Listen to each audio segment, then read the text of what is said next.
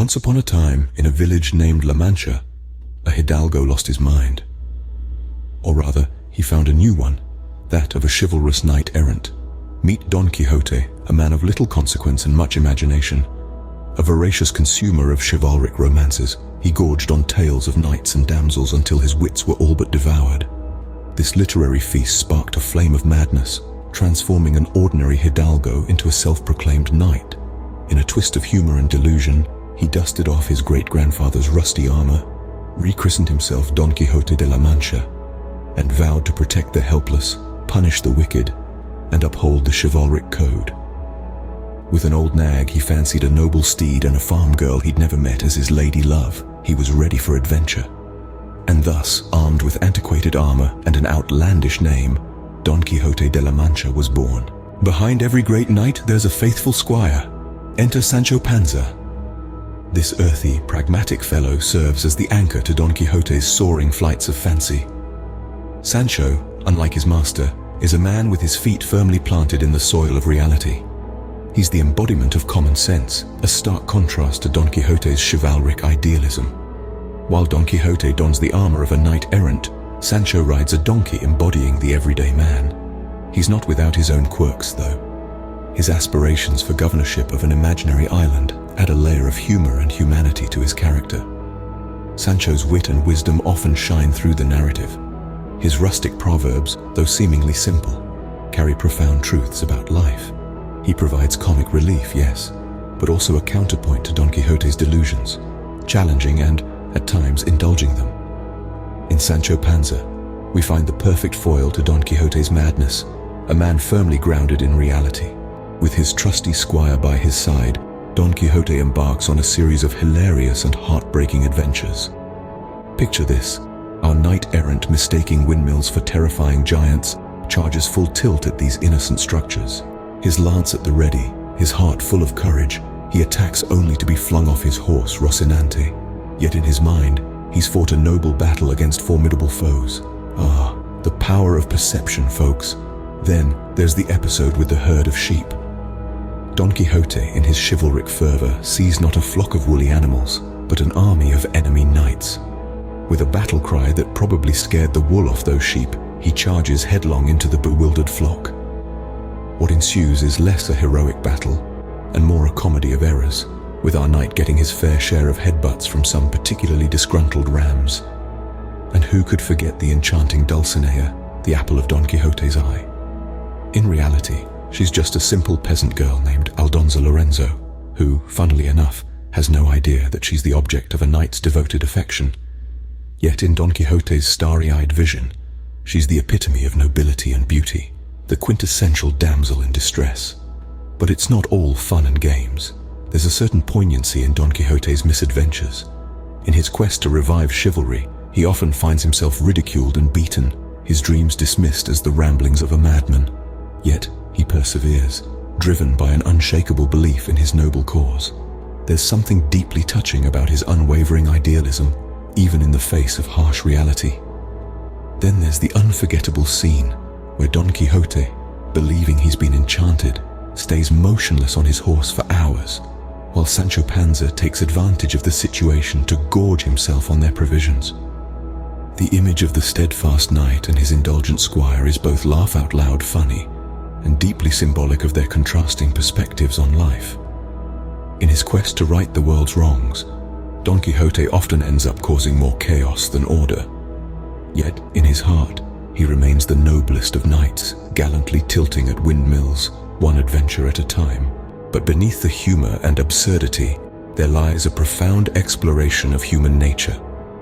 This is the brilliance of Miguel de Cervantes, who uses the dynamic between Don Quixote and Sancho Panza as a mirror reflecting the complexities of our own psyche.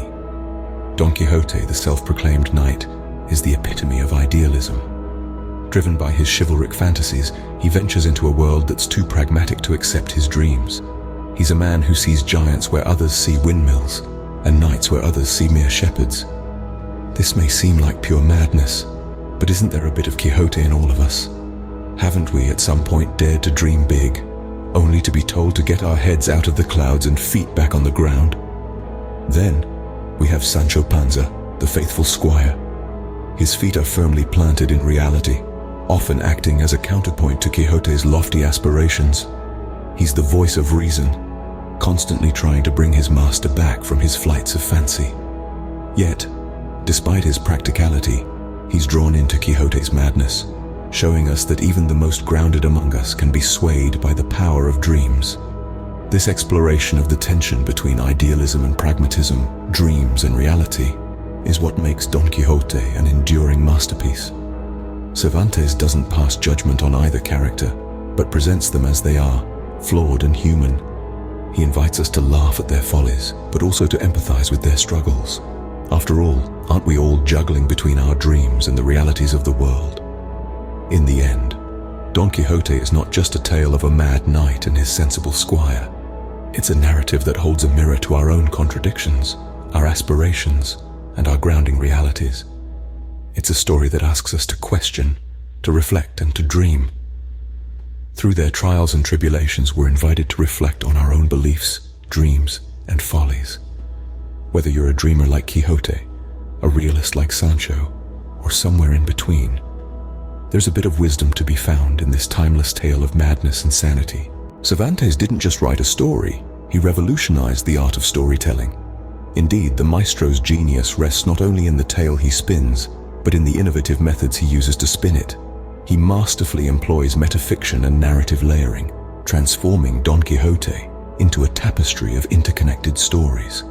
Intriguingly, Cervantes does not confine himself to the role of an aloof narrator. He steps right into the narrative, shattering the fourth wall and engaging directly with his characters and his readers. This bold move brings an added depth to the narrative, blurring the boundaries between fiction and reality, the creator and the created. Moreover, this narrative complexity allows Cervantes to pose profound questions on the nature of storytelling itself. He explores how tales can shape our perceptions and distort our realities, weaving an intricate dance between illusion and truth. The outcome? A literary masterpiece that continues to resonate centuries later. In Don Quixote, we find a self-aware exploration of fiction's power to shape and distort reality. 4 centuries later, why does Don Quixote continue to captivate us? It's a question that invites us to delve deeper into the enduring appeal of this iconic novel. Don Quixote's enduring allure lies in its timeless themes that resonate with each passing generation. At the forefront is the clash of idealism and realism embodied in the figure of our gallant knight and his earthy squire. Don Quixote, with his head in the clouds, is a stark contrast to the pragmatic Sancho Panza, grounded in the tangible world. This juxtaposition allows us to reflect on our own balance between dreams and reality, nudging us to question, are we dreamers, realists, or a bit of both? The novel also explores the enduring search for personal identity. Don Quixote, the self-proclaimed knight-errant, is a testament to the power of self-belief and the pursuit of one's own truth. He may be a laughable figure to some, but to others, he's an embodiment of conviction and courage, daring to be himself in a world that often rewards conformity.